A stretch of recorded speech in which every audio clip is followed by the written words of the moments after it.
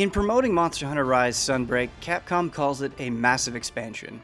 While it just sounds like typical marketing hype, it's not only accurate, but it's really the best way to sum up Sunbreak on the whole.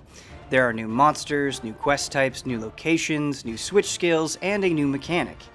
If, like me, you felt a little hungry for more after finishing the base game, Sunbreak is a lavish full-course meal. The quality of the content is extremely high, and the hunts can be genuinely thrilling, and have a larger-than-life aspect to them.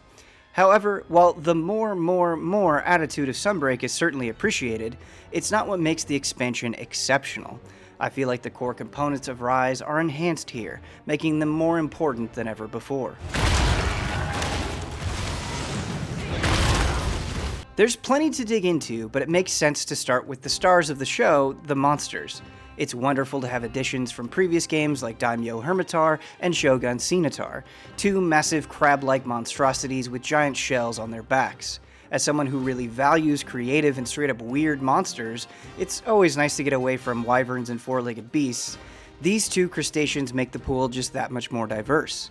The brand new monsters, those introduced for the first time in Sunbreak, are as glorious and awesome as you would hope.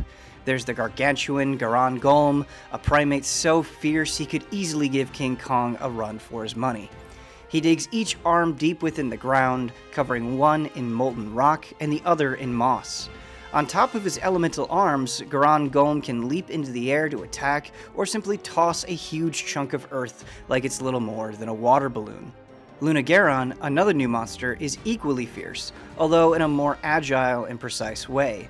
The beast becomes practically a werewolf, standing on its hind legs and rapidly slashing with its long, ice-coated claws.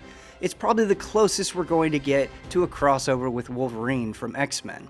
Although less memorable than other major additions to the roster, subspecies of monsters can prove to be surprising in their own ways. The new Blood Orange Bishaten throws explosive pine cones at hunters instead of persimmons, and having constant explosions going off as this odd little creature jumps around is a blast, and shows off just how creative the developers could be.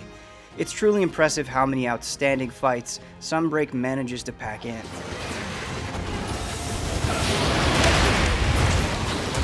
Such a statement also hints at one of the biggest problems with the expansion. It can feel too drawn out at times. While there are plenty of new things to fight, you also encounter a lot of monsters that you've probably walloped plenty of times before. Although the Master Rank versions of these monsters are certainly more difficult, and that is appreciated, it just isn't as exciting to fight something old as it is to take on the new additions. It can feel like you're waiting for a big moment, almost as if you're a kid and your parents are making you open up the less exciting presents before letting you claw open the thing you really want. The issue is never that serious since the hunts are still enjoyable, but the expansion does hamper its own momentum more than it needs to.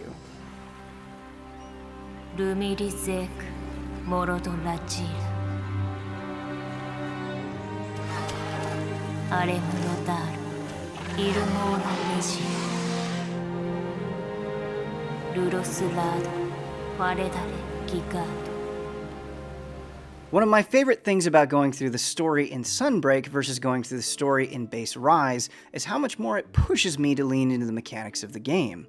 In the base game, I didn't pay a ton of attention to things like spirit birds or hunting helpers. I didn't go too far out of my way for them since these elements didn't feel mandatory. Now in Sunbreak, if I'm fighting a strong monster on my own, they can be so dangerous that I want every little buff the spirit birds provide and specific hunting helpers in order to stun the target. I often spend the first 5 to 10 minutes of the later hunts running around collecting these resources to give myself every possible edge. Not only does gathering provide a quiet reprieve from constant hunting, but I've also developed a deeper appreciation for just how intricate and cool the environments are. There are so many passages tucked away to dig into. Since core elements have more weight and consequence in Sunbreak, the game has an even greater sense of identity.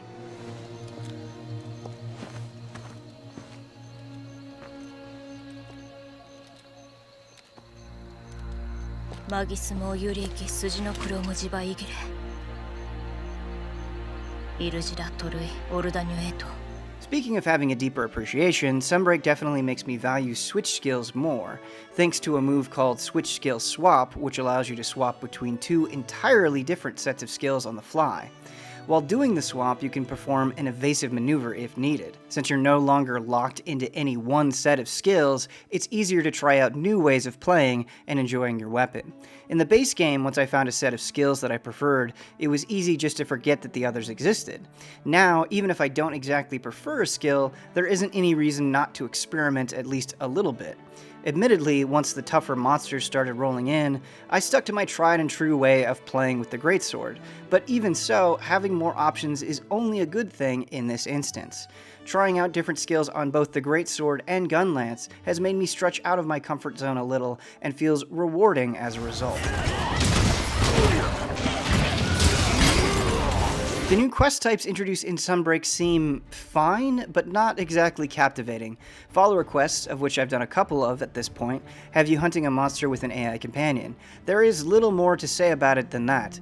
It's neat having moments like when they ride a monster into the thick of a fight, and there are times during the story when an AI companion is genuinely useful, but there's nothing especially remarkable about the inclusion either. After finishing the story and reaching Master Rank 10, you unlock Anomaly quests where you fight afflicted monsters. By defeating afflicted monsters, you get access to special materials used in forging gear.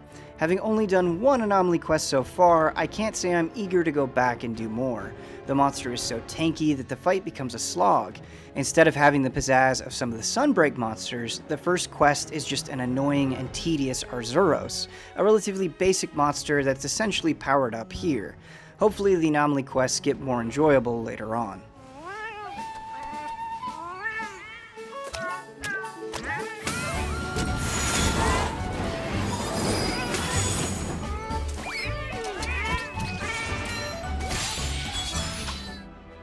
In spite of any criticisms, however, it is undeniable that Sunbreak is an exceedingly excellent expansion.